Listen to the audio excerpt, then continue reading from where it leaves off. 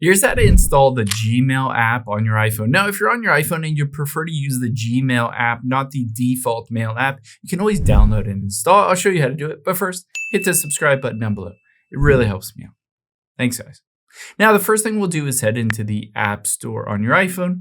And you can see at the bottom right is the search icon. So just tap on the search icon. And down from here, we're going to tap on search and we're going to search for Gmail. Now, once you've done that, you can see here is Gmail, email by Google. If it's your first time downloading it, it will say get right next to it. Or if you've downloaded it before, it will have the little cloud with the down arrow.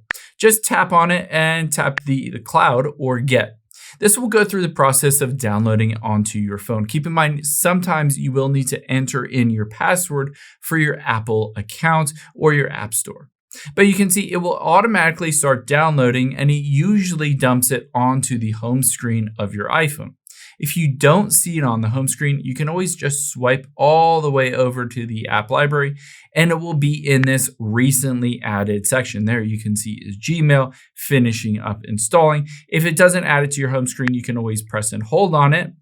And from here, you can always just drag it onto your home screen, just like that. Now, after you've done that and after it's fully installed, you can just tap on it to open it and automatically it will recognize if you've previously logged in on this account, or you might need to hit sign in and you can see it basically recognizes a bunch of accounts. But let's say these are all good. I'm just going to hit done here.